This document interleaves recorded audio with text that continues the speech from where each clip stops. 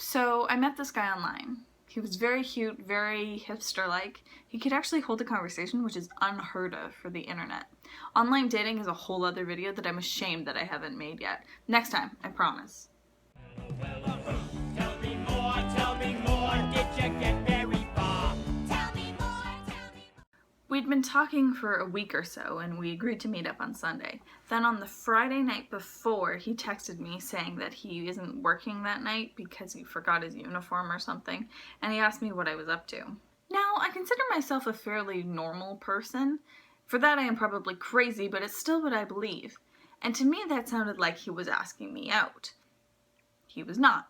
But I mean, am I crazy? It totally sounded like he was asking me out, right? Right? I need answers, internet! Make me feel less stupid by subjecting me to your own stupidity. I said I was free, and what did he have in mind? And then he got real awkward trying to say that he wasn't asking me out, but then he begrudgingly agreed to hang out with me for a bit. It was like, oh, I mean, I guess we can hang out for a bit. So automatically I feel like an idiot, but I can't back out now. This whole date was my idea. Actually, I should rephrase, this hangout was my idea. In a previous video, I described a date as when he pays for your dinner and holds your hand, and I am sticking to that. So, we agreed to go out for ice cream, because, duh, ice cream. It's delicious, and it's perfect for a first date / hangout because you have potential to do all these cute ice cream things, like get it on each other's noses and then lick it off, and it's so adorable. None of that happened. He told me he had to go to the gym first, which I mean, fine, I get it. I guess it's important and you feel better after, but I don't care about your workout routine. I don't care about how much you can bench press. I don't care about your squat form. It doesn't matter. All that matters is ice cream. So we agreed to meet at 9, which for normal people might be fine, but for me, it's when my fun and happy to tired and angry ratio gets real dicey. It also gave me like 3 hours to stress about what outfit I was gonna wear, which instead of changing my outfit 3 times like a normal person, meant that I changed my outfit 14 times. I found clothes I didn't even know I owned. Oh, and then he texts me and says that he doesn't want to get ice cream, he wants to get this weird frozen yogurt because, quote, it's healthier. I mean, I like froyo, don't get me wrong, but this was like some weird Greek frozen yogurt place. I'd been there when it opened and I was not a fan. So needless to say, I'm miserable. So I get to the place around 9, maybe a little earlier. And it's one of these self-serve places, so I can't just sit down without having anything, right? And it's freezing outside, so it's not like I can wait for him.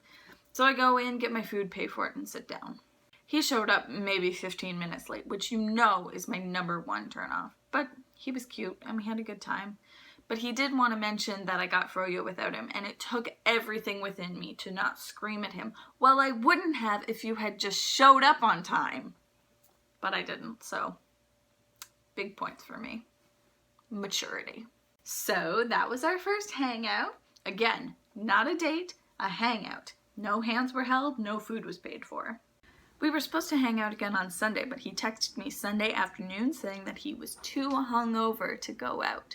Boys, pro tip, if you have a date / hangout the next day, don't get wasted the night before.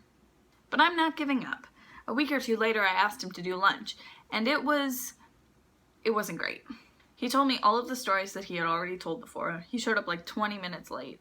Other than that, the date was pretty inconsequential because it was essentially a copy of the first one, just worse.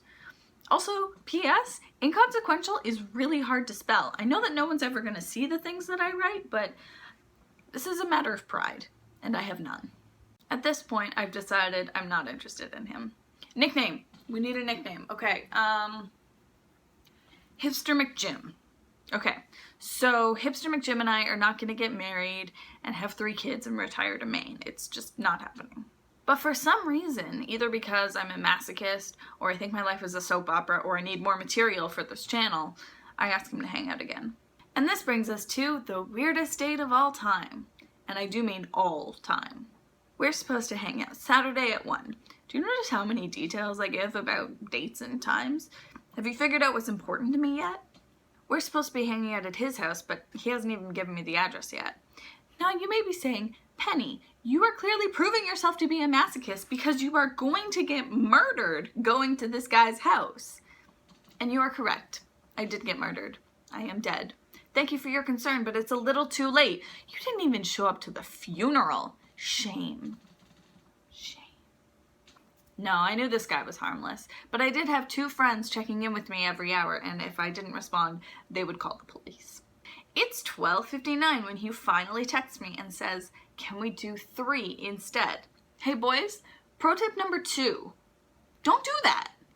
Then it gets better. He asks me to bring him salsa. If this isn't already the weirdest date of all time, then I am so sorry for you. So I get the salsa and I arrive at his house. But oh wait, it isn't a house. It's a weird townhouse condo complex thingy, which means guess what? I need a unit number.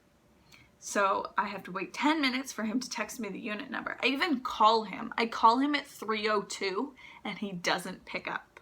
I am pretty angry at this point, but I can tell that I'm developing a story that I'm going to tell my children when I don't want them to date, so I try to have a good attitude. I get in the door and he immediately wants to go and get food. It's 3 o'clock in the afternoon, let me remind you. Normal people have eaten by 3 o'clock. Normal people like me. So we go and get food and we take my car. Did I tell you that I got a car? I got a car. It's so great and I love it. Guess who doesn't love it? Hipster McJim. Yeah, he dissed my sunroof. My sunroof. Who hates a sunroof? We get back and he gives me a tour of his place, which is admittedly very nice, and I hate him for it. We go to his room, and at this point I need to give you a layout. There's a bed and a chair and a couch. I guess I don't. That was pretty easy. So I sit on the chair and he sits on the couch. But did I mention he's the most boring person of all time? Even the people who are interesting online are boring in real life. Dating is impossible. Also, my humor is very hard to get sometimes. It's very sarcastic, very dark, very mean, and he didn't get it at all.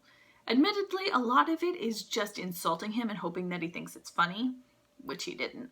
So the conversation is lagging, and if you're a normal person, or maybe it's just me, you try to focus the attention on something else. Like, for me, my go-to is board games.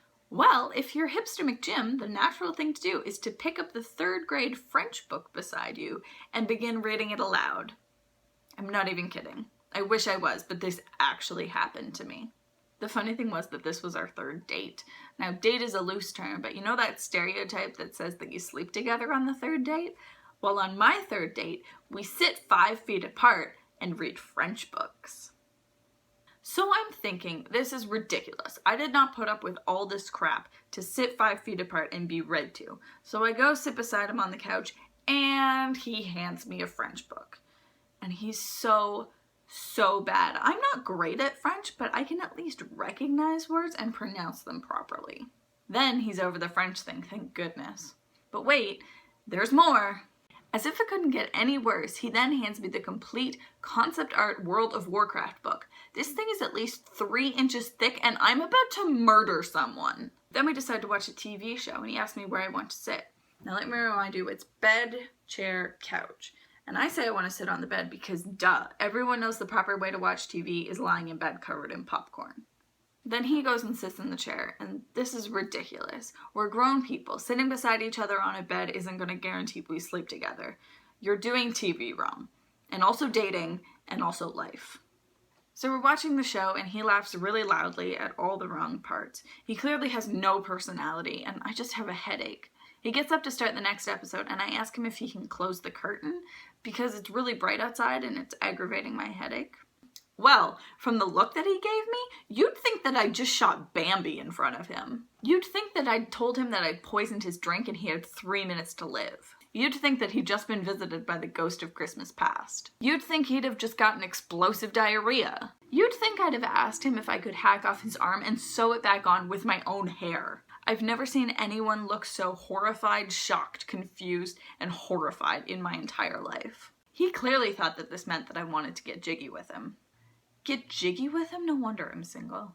Which was 100% not the case. I just had a headache. So we closed the curtain, but only halfway, which accomplishes basically nothing. The sun is still assaulting my eyeballs. Thanks for nothing, Hipster McJim. The TV show ends, and at this point it's been 2 hours. I know, doesn't it feel like it's been an eternity? He asks if I want dinner, and I say yes, but he serves me this awful garlic pita thing, and I just can't stomach it. He still cannot make any semblance of conversation, no matter how hard I try. I'm doing amazingly on this date, by the way. I'm fun and interesting and engaging, and he is having none of it. After dinner, I leave, and I haven't heard from him since. So the moral of the story, because every story needs a moral, is never date, ever. If there is a second thing to take away, it is to say yes to every opportunity, because you might get a horrifying, scarring experience out of it. And if there is a third thing that we can learn, it is to never, ever date someone who shows up late and or moves your date by 2 hours. Also, in the end, we never dated, never paid for anything, never held my hand.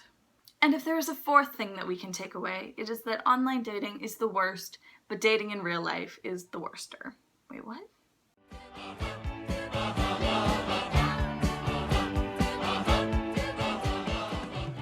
Internet. Damn it, I was thinking about how well it was going, and then I screwed it up. It would be weird for me to sit down with not having any food. This is going horribly. No, I nailed it. I don't have to do that again.